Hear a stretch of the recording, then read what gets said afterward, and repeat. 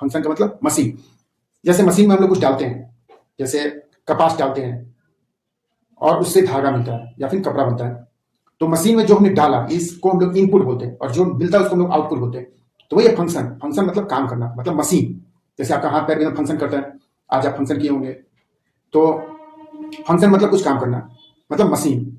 Machine क्या होता है, कुछ हम लोग डालते हैं इनपुट और मिलता है आउटपुट। वैसे फंक्शन में जो हम लोग डालते हैं उसको बोलते हैं डोमेन, और जो मिलता है उसको हम लोग रेंज बोलते हैं। ठीक है, तो फंक्शन में, फंक्शन का मतलब मशीन, मशीन में क्या होता है, इनपुट जो हम लोग डालते हैं, आउटपुट जो मिलता है।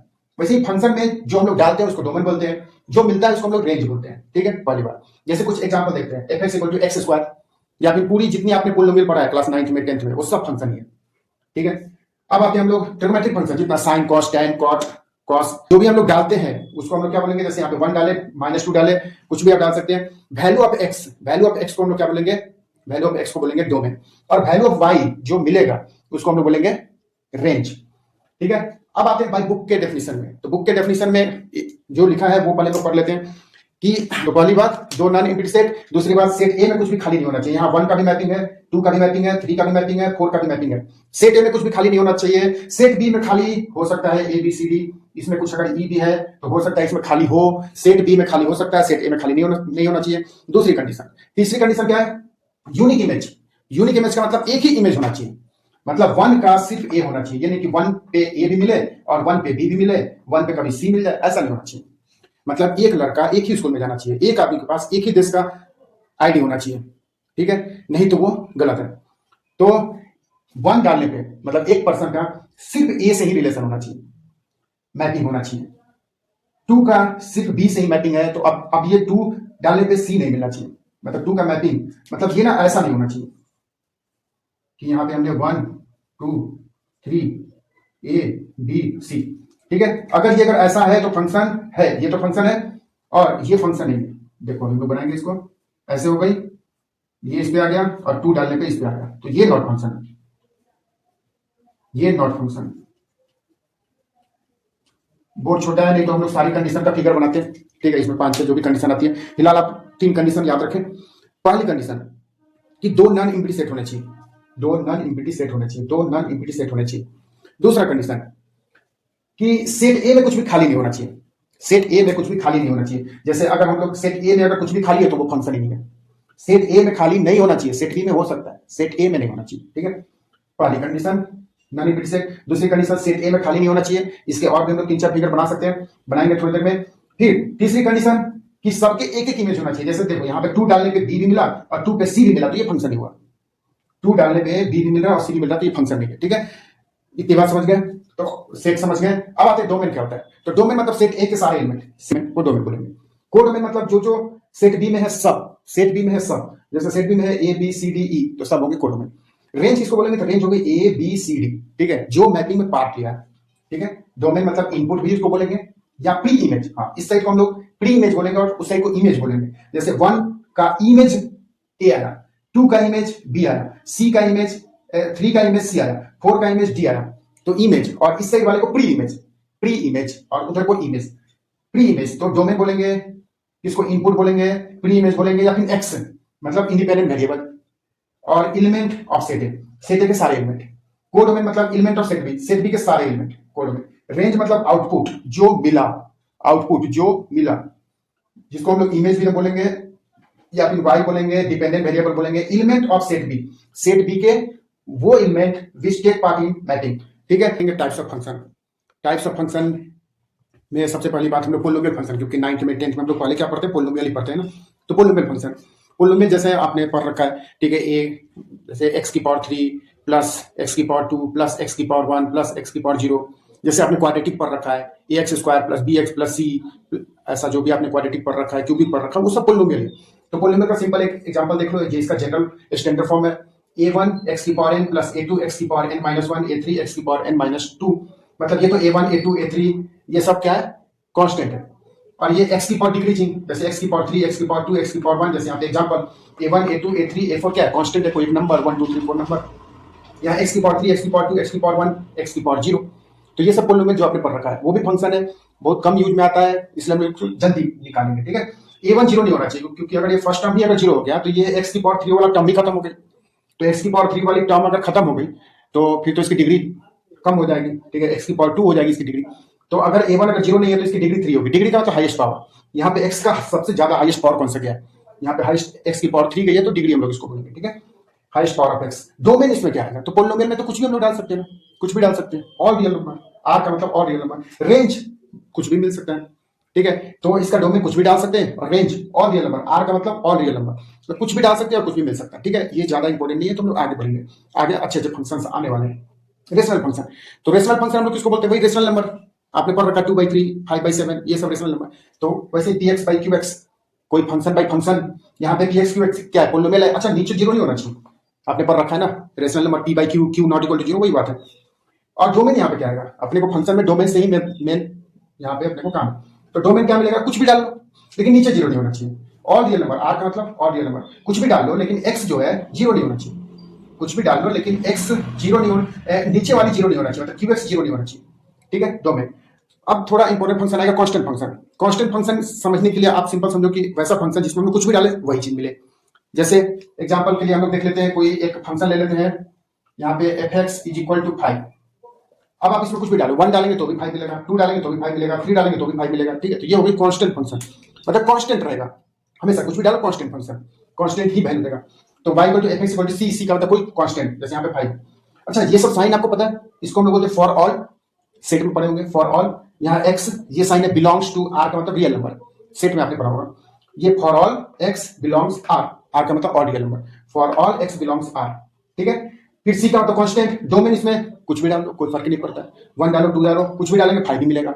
और रेंज क्या है, तो c मतलब जो हमने यहाँ पे जैसे 5 है तो 5, वैसे c मिलेगा कांस्टेंट। और इसका ग्राफ कैसा बनेगा, तो स्ट्रेट लाइन बनेगा parallel to X axis, straight line parallel to X axis, आपने 9th 10th में तो पढ़ा होगा, ठीक है, कि अगर हम लोग बनाए x इक्वल टू 5 का ग्राफ क्या बनेगा, तो x equal to something, x equal to something का मतलब parallel to y axis, and y equal to something का मतलब parallel to x axis, and x equal to 0, x equal to 0 is y axis, and y equal to 0 is x axis. ये सब आपने पढ़ रखा होगा, ठीक है। तो आगे हम लोग इंपॉर्टेंट फंक्शन आएगी, उसमें नंबर 4 पे आएगी मॉडुलस फंक्शन।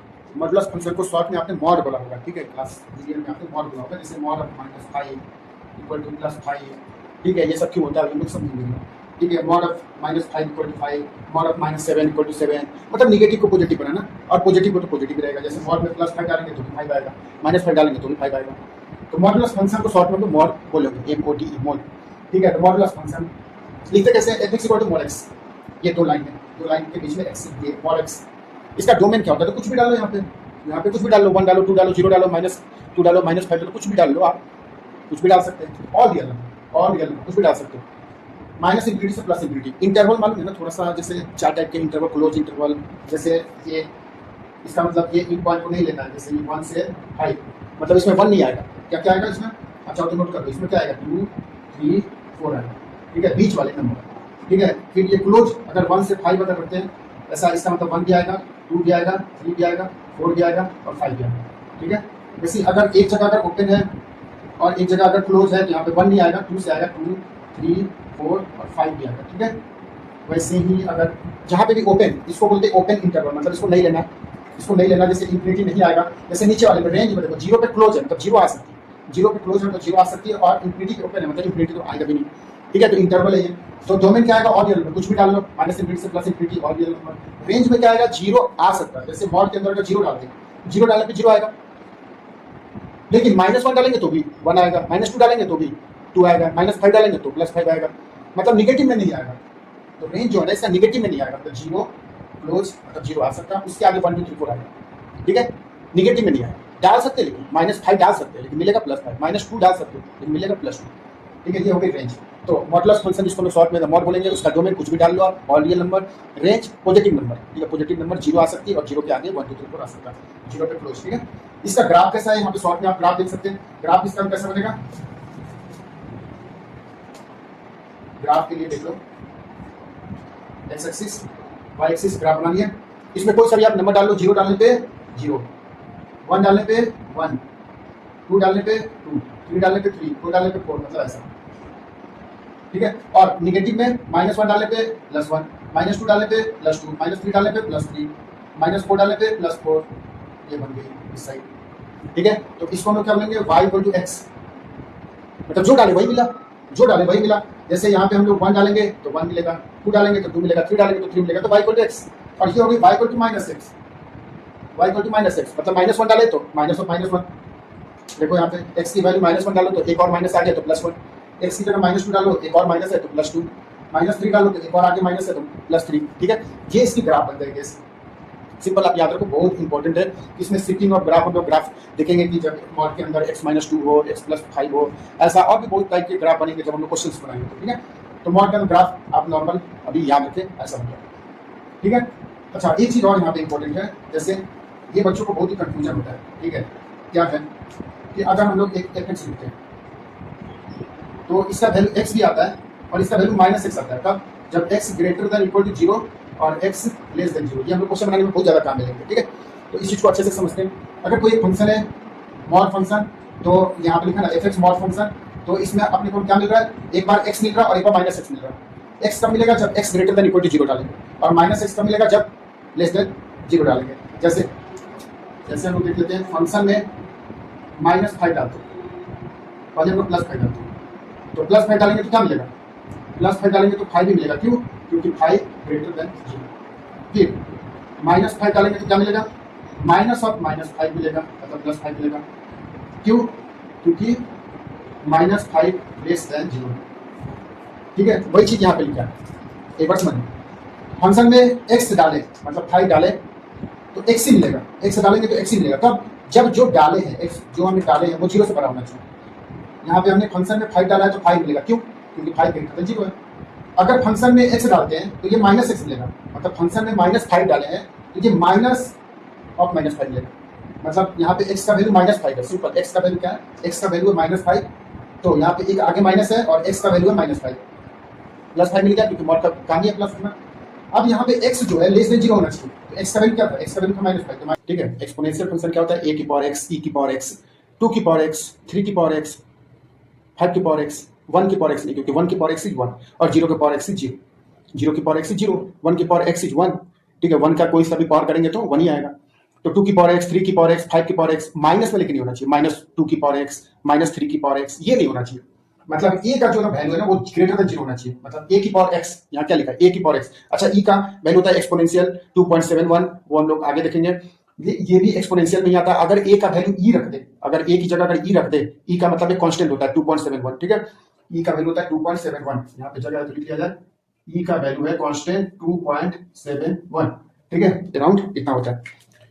तो एक्सपोनेंशियल e की पावर x, e का मतलब 2.71, या फिर a की पावर x, जैसे 2 की पावर x, 3 की पावर x, 5 की पावर x। ठीक है, लेकिन -2 की पावर x नहीं होना चाहिए। तो इसलिए a का जो वैल्यू है वो निगेटिव नहीं होना चाहिए। a का वैल्यू मतलब यहाँ a की पावर x का मतलब 2 की पावर x होना चाहिए, -2 की पावर x नहीं होना चाहिए। a का वैल्यू निगेटिव नहीं होना चाहिए। और a 1 नहीं होना चाहिए। क्यों? क्योंकि 1 की पावर x इज 1, 1 की पावर 5 इज 1, 1 की पावर 10 इज 1, 1 की पावर 100 इज 1। तो a का वैल्यू 1 नहीं होना चाहिए और a ग्रेटर देन 0 होना चाहिए। ठीक है, e का मतलब कांस्टेंट एक 2.71। तो सिंपल a की पावर x लिखो या फिर e की पावर x लिखो, e भी एक कांस्टेंट है और a का मतलब एक कांस्टेंट 2, 3, 4, लेकिन निगेटिव नहीं होना चाहिए। ठीक है, इसका डोमेन क्या होगा? कुछ भी डाल दो आप। यहाँ पे x का वैल्यू, जैसे अगर हम लोग एक एग्जांपल ले लेते हैं, अगर एक fx ले लेते हैं 2 की पावर x, 2 की पावर x, तो यहाँ पे x का वैल्यू कुछ भी डाल सकते हैं ना। यहाँ पे 0 डालेंगे तो 2 की पावर 0, 1। अगर 1 डालेंगे तो 2 की पावर 1, 2, 2 डालेंगे तो 2 की पावर 2, 4, 3 भी डाल सकते, 4 भी डाल सकते, डोमेन कुछ भी डाल सकते। -1, 2 की पावर -1 मतलब 1/2, 2 की पावर -2, तो 1/2 की पावर 2, 2 की पावर -3, 1/2 की पावर 3, ये तो पता है ना। जैसे अगर हम लोग यहाँ पे निगेटिव में नंबर डालते हैं, जैसे अगर फंक्शन में -3 डालते हैं, -3 डाले तो क्या होगा? 2 की पावर -3 एंड 2 की पावर -3 इज 2 की पावर, ये पलट जाता है, यानी कि 1/8। तो डाल तो सकते हैं ना निगेटिव नंबर। तो डोमेन क्या होगा? पॉजिटिव डाल सकते, निगेटिव डाल सकते, 0 डाल सकते, इसलिए और रियल नंबर -∞ से +∞ कुछ भी डाल। लेकिन रेंज क्या मिलेगा? देखो, हमने -3 डाला था तो क्या मिला? 1/8, निगेटिव तो नहीं है, पॉजिटिव मिलेगा। कुछ भी डालेंगे पॉजिटिव मिलेगा, लेकिन 0 नहीं मिलेगा, 0 नहीं मिलेगा। कुछ भी डालो, 2 की पावर x में कुछ भी डालो, 0 नहीं मिलेगा। ठीक है, तो 0 नहीं मिलेगा, मतलब 0 पे ओपन रखेंगे, और इंफिनिटी कभी मिलता नहीं है तो यहाँ पे भी ओपन रखेंगे, ओपन इंटरवल। ठीक है, इसमें 2 टाइप की ग्राफ बनती है। पहली कंडीशन की, अगर a का वैल्यू ग्रेटर देन 0, जैसे 2, a का वैल्यू यहाँ पे क्या है? a का वैल्यू 2 ग्रेटर देन 0 है, तो इसकी ग्राफ बनेगी ऐसी।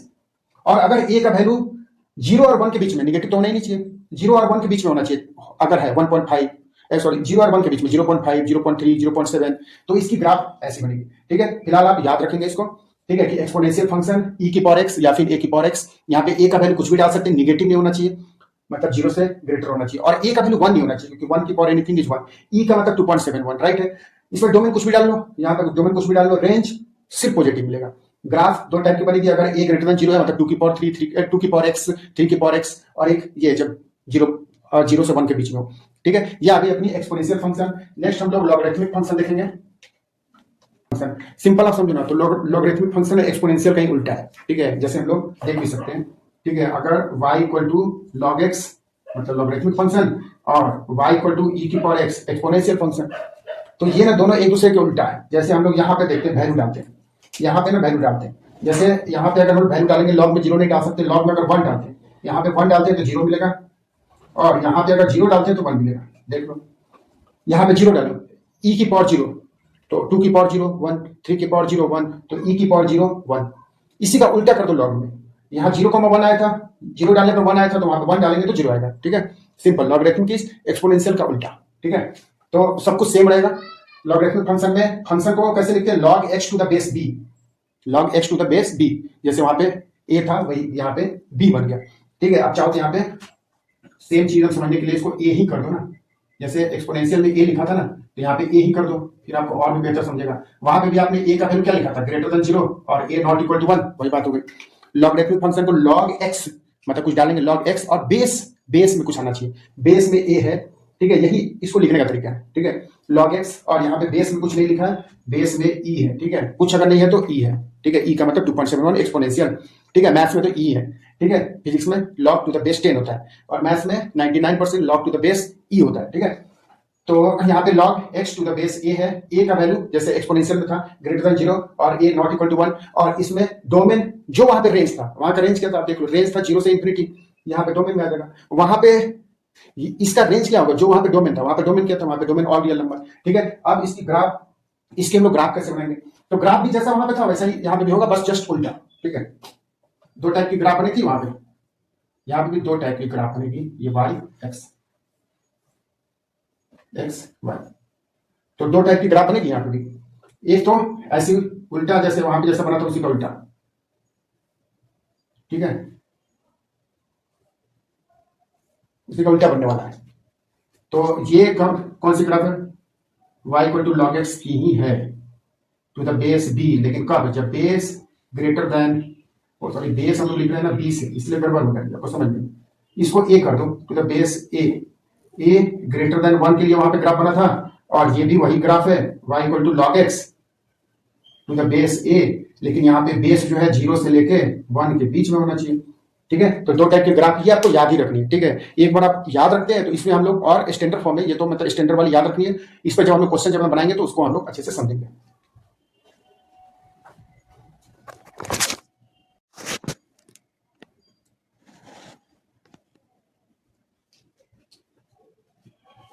तो नेक्स्ट हम लोग देखेंगे 7th पे सिग्नम फंक्शन।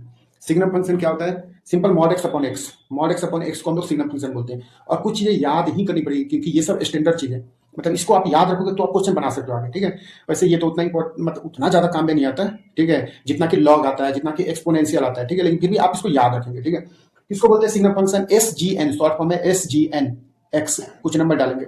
इसका मतलब क्या होता है, मॉड एक्स अपॉन एक्स या 0। जैसे अगर यहाँ पे 0 डालेंगे तो 0 मिलेगा, और 0 नहीं डालेंगे तो mod x upon x x मिलेगा। ठीक है, तो इसका डोमेन क्या होता है, जैसे इस चीज को ना हम लोग समझते हैं एक बार। ठीक है, जैसे mod x upon x, fx है मॉड एक्स अपॉन एक्स, मतलब मॉड कैसा खुलेगा, एक बार x में खुलेगा, कब, जब x ग्रेटर देन 0 होगा, when x greater than equal to greater than 0 होगा। और ये कैसा खुलेगा, माइनस एक्स खुलेगा, कब, जब x लेस देन 0। अभी तो हम समझे थे, मॉड को समझे थे ना, ये मॉड एक्स एक बार x में खुलेगा, ये मॉड एक्स एक बार माइनस एक्स में खुलेगा। अभी हम लोग बताए थे कि इंपॉर्टेंट है, मॉड एक्स प्लस एक्स में खुलेगा, मॉड एक्स माइनस एक्स में खुलेगा, लेकिन कब, तो मॉड एक्स प्लस एक्स में खुलेगा जब x ग्रेटर देन 0 डालें, और मॉड एक्स माइनस एक्स में खुलेगा जब x लेस देन 0 डालें। अब जब हम लोग इसको जब हम सिंप्लीफाई करते हैं तो ये x कैंसिल होकर के 1 आ जाएगा, तो ये 1 और ये कैंसिल होकर के -1। ये कब मिल रहा है, जब x ग्रेटर देन 0 है, और ये कब मिल रहा है, x लेस देन 0 है। और 0 पे 0 तो मिल ही रहा है, 0 पे जीरो तो मिल ही रहा है, मतलब सिग्नम फंक्शन का मतलब समझ गया, मॉड एक्स अपॉन एक्स। तो mod x upon x, mod x upon x, mod x एक बार प्लस एक्स में खुलेगा जब एक्स ग्रेटर देन जीरो, और माइनस एक्स में खुलेगा जब एक्स लेस देन जीरो, ये कैंसिल होकर वन। ठीक है, तो सिंपल। अब इसका ग्राफ कैसे बनेगा? तो ग्राफ अब बहुत ही सिंपल है, कुछ भी डाल दें, पॉजिटिव नंबर डालेंगे, अगर एक्स ग्रेटर देन जीरो डालेंगे तो वन मिलेगा, ये वन आ गई, ये y इक्वल टू वन मिलेगा, y इक्वल टू वन मिलेगा तब जब पॉजिटिव नंबर डालेंगे, जैसे वन, यहाँ पे 1 2 3 4 डालते हैं तो ऐसा मिलेगा। जीरो डालने पे जीरो मिलेगा, और निगेटिव नंबर डालने पे माइनस वन मिलेगा, निगेटिव नंबर डालने पे माइनस वन मिलेगा, देख लो आप। ठीक है, निगेटिव जीरो से छोटा डालने पे माइनस वन, जीरो से छोटा माइनस वन, माइनस टू डालने पे निगेटिव में, और जीरो से पॉजिटिव, जीरो से बड़ा नंबर डालने पे पॉजिटिव नंबर डालने पे वन मिलता है। ठीक है, तो ये हो गई अपनी सिग्नम फंक्शन। ठीक है,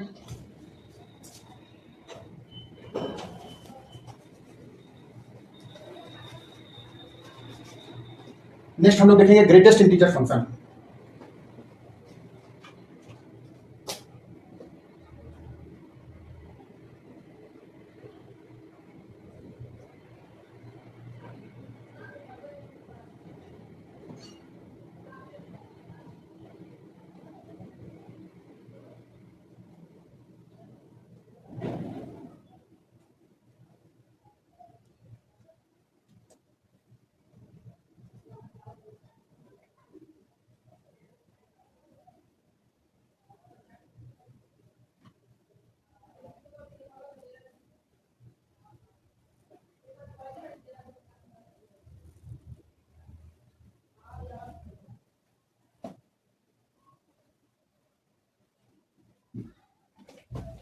ठीक है, तो नेक्स्ट हम लोग देखेंगे greatest integer function. Greatest integer function पहले तो इसका साइन समझो कि लिखते कैसे। तो ये होता है ये साइन, ठीक है, ये ब्रैकेट, क्लोज ब्रैकेट। तो ग्रेटेस्ट इंटीजर फंक्शन, इसका मतलब क्या होता है कि आप कुछ भी डालो ना, ये इंटीजर ही देगा। नाम ये ना ग्रेटेस्ट इंटीजर, तो सबसे बड़ा वाला इंटीजर देता है। जैसे हम लोग एग्जाम्पल समझते हैं, जैसे फंक्शन में अगर हम लोग 5 डालते हैं तो ग्रेटेस्ट इंटीजर ऑफ 5 ही देगा। अगर जीरो डालते हैं तो जीरो भी इंटीजर है तो इंटीजर ही देगा। अगर -5 डालते हैं तो ग्रेटेस्ट इंटीजर ऑफ -5 एक इंटीजर ही है तो 5 ही देगा। मतलब पहली बात, अगर हम लोग एक्स का वैल्यू इंटीजर डालते हैं तो वही देता है जो डालते हैं, मतलब इंटीजर, इसका नाम ही है ग्रेटेस्ट इंटीजर, तो इंटीजर ही देगा। -5 इंटीजर है तो -5 ही देगा, जीरो इंटीजर है तो जीरो ही देगा, -1 इंटीजर है तो -1 देगा। ठीक है, लेकिन बात आती है कब, जब नन इंटीजर नंबर डालते हैं। जैसे फंक्शन में -5.1 डालते हैं तब क्या देता है, पहले तो +5.1 डालते हैं, तो +5.1 डालते हैं तो 5 देता है। इससे छोटा और इंटीजर, इससे छोटा और integer, greatest integer less than वो नंबर जो डाले, तो 5.1 से छोटा और सबसे बड़ा इंटीजर। ठीक है, जैसे फंक्शन में 4.8 डालते हैं तो 4.8 से छोटा और सबसे बड़ा इंटीजर 4.8 से छोटा और इंटीजर। ठीक है, 4। अब निगेटिव में आते हैं, -5.1 डालते हैं तो -5.1 डालने पे क्या देगा, -4। समझ रहा है, नहीं समझ रहा है? -4.8 डालने पे -5, मतलब -5.1 से छोटा, माइनस, यहां देखो ना नंबर लाइन, यहां पे है 0 1, और यहां पे है कहीं -4, और यहां पे है कहीं -5, और इसके बीच में है अपना 5.1। तो अब बता 5.1 से छोटा, 5.1 से छोटा इस साइड। ठीक है, 4.8 किधर आएगा, 4.8 इधर आएगा ना, 4.8 ये हो गई, मान लेते हैं 4.8। तो 4.8 से छोटा, 4.8 से छोटा, अच्छा गड़बड़ बना दी क्या, -4, ओहो, -5.1 से छोटा ही -6, यहाँ -6 आना चाहिए। ठीक है, -6, 4.8 यहाँ है, -4.8 से छोटा, -4.8 से छोटा, -4.8 यहाँ है, इससे छोटा, -4.8 से छोटा क्या होगा, -5। वैसे यहाँ पे है कहीं, यहाँ पे है कहीं -5.1, तो -5.1 से छोटा, -5.1 से छोटा इस साइड, छोटा मतलब इस साइड, -6। ठीक है, तो ये आ गई, बात समझ गया। अगर हम लोग इंटीजर डालेंगे तो ग्रेटेस्ट इंटीजर में इंटीजर ही देगा, नाम ही ग्रेटेस्ट इंटीजर, और नन इंटीजर डालते तो उससे छोटा इस साइड, छोटा और इंटीजर। ठीक है, जैसे प्लस है तो वो जीरो डालने पे जीरो मिलेगा, इंटीजर में जीरो डालने पे जीरो मिलेगा, 1 डालने पे 1 मिलेगा, 2 डालने पे 2 मिलेगा। ठीक है, जीरो डालने पे, जीरो पे देखो ये डार्क है ना, मतलब जीरो मिलेगा, 1 पे यहाँ पे डार्क है मतलब 1 मिलेगा, 2 पे यहाँ पे डार्क है तो 2 मिलेगा, यहाँ -1 पे, -1 पे डार्क यहाँ है तो -1, ये -2 पे यहाँ डार्क है मतलब -2 ही मिलेगा, -2 पे -2 मिलेगा, ठीक है, क्योंकि इंटीजर है। नॉन इंटीजर में आते हैं, जैसे इसके बीच का नंबर डालते हैं, इसके बीच का नंबर 0.1 डालेंगे तो 0, 0.2 डालेंगे तो 0, 0.3 डालेंगे 0, 0.4 डालेंगे 0, 0.9 डालेंगे 0, 1.2 डालेंगे 0, 1.4 डालेंगे 0, 1.8 डालेंगे 1.4 डालेंगे 1, 1.8 डालेंगे 1, 1.9 डालेंगे 1, ठीक है। 2 से 2 डालने पे 2 मिलेगा, 2 से ज्यादा डालने पे 2.1 डालने पे 2, 2 पॉइंट देखो यहाँ देखो 1.5 डालने पे 1, 1.6 डालने पे 1, 1.8 डालने पे 1, 1.9 डालने पे 1, 2 डालने पे यहाँ 2, यहाँ 2.1 डालने पे 2, 2.2 डालने पे 2, 2.5 डालने पे 2, 2.8 डालने पे 2, ठीक है। ग्राफ यहाँ देखो 0 डालने पे 0, 0.1 डालने पे 0, 0.2 डालने पे 0, 0.9 डालने पे 0, ठीक है। इस साइड आते हैं माइनस में, -0.1 डालने पे -1, -0.5 डालने पे -1, -0.9 डालने पे -1, इधर आ जाओ -1 डालने पे -1, -1.1 डालने पे -2, -1.5 डालने पे -1, -2, -1.9 पे -2, ठीक है। तो ये हो गई ग्रेटेस्ट इंटीजर फंक्शन, राइट है। ग्राफ आप इसको थोड़ा समझ लो और ज्यादातर याद कर लो। X fractional part of X, नाम ही ना फ्रैक्शनल मतलब छोटा, 1/2, 2/3, 1/5, ठीक है, ऐसा 2/7 फ्रैक्शन में छोटा नंबर, ठीक है। फ्रैक्शनल पार्ट ऑफ एक्स को समझने के लिए पहली बात तो इसको लिखते कैसे हैं, तो लिखते हैं इस ब्रैकेट में, ठीक है, इस ब्रैकेट में कर्ली ब्रैकेट, ठीक है। जैसा हम लोग सेट लिखते हैं ना वैसा ही इसको भी लिखते हैं। ग्रेटेस्ट सेट में कौन कैसे लिखते हैं, कर्ली ब्रैकेट में, तो फ्रैक्शनल पार्ट को भी हम लोग कर्ली ब्रैकेट में लिखते हैं। इसका मतलब क्या होता है, कोई नंबर एक्स में से उसका एक इंटीजर पार्ट हटा दो, फ्रैक्शन मिल गई। जैसे एग्जांपल देते हैं, देखो दुनिया में कोई भी नंबर है, जैसे एग्जांपल 5.4, 5.4 को हम लोग क्या लिखेंगे, 5 प्लस 0.4, 0.4 क्या है, उसका फ्रैक्शनल पार्ट है, और 5 क्या है, उसका इंटीजर पार्ट है। तो किसी भी नंबर को हम लोग लिख सकते हैं उसका इंटीजर पार्ट प्लस उसका फ्रैक्शन पार्ट। 5.4 को लिखेंगे उसका ग्रेटेस्ट इंटीजर, मतलब 5.4 का ग्रेटेस्ट इंटीजर 5 और इसका फ्रैक्शनल पार्ट 0.4। एक नंबर है x मतलब 5.4, उसका इंटीजर पार्ट 5 और इसका फ्रैक्शनल पार्ट 0.4। तो किसी भी नंबर को हम लोग कैसे लिख सकते हैं, किसी भी नंबर को लिख सकते हैं उसका इंटीजर पार्ट प्लस उसका फ्रैक्शनल पार्ट। जैसे 4 का मतलब निगेटिव वाला नहीं, पॉजिटिव वाला 5.4 का इंटीजर, ठीक है, मतलब समझते हैं हम लोग। अगर हम लोग फ्रैक्शनल पार्ट को हम समझे तो लिखते कैसे हैं, कर्ली ब्रैकेट में। होता क्या है, कोई नंबर x में से उसका इंटीजर पार्ट माइनस कर दो, क्यों, क्योंकि दुनिया में कोई भी नंबर x है उसको हम लोग लिख सकते हैं इंटीजर प्लस उसका फ्रैक्शन। जैसे यहाँ पे पॉजिटिव में प्लस 5.4 का फ्रैक्शन पार्ट 0.4, लेकिन निगेटिव वाली कैसे निकालेंगे, तो फॉर्मूला क्या बोलता है, x माइनस उसका इंटीजर, किसी भी नंबर में से उसका इंटीजर पार्ट हटा दो तो फ्रैक्शन बचेगा।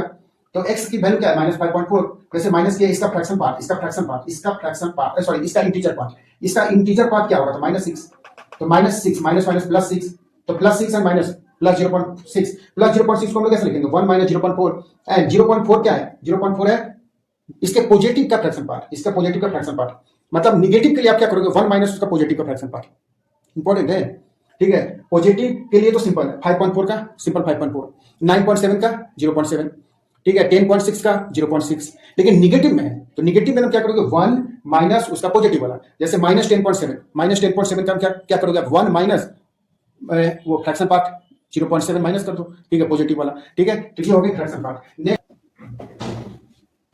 और रियल नंबर कुछ भी डाल दो, रेंज अभी हम लोग देखे थे कि 0 मिल सकता है और 1 के बीच में। हाँ, नेक्स्ट हम लोग देखेंगे ट्रिगोमेट्रिक फंक्शन। तो ट्रिगोमेट्रिक फंक्शन अगर आपको याद है तो बेहतर है, नहीं याद है तो आप अभी देख लो।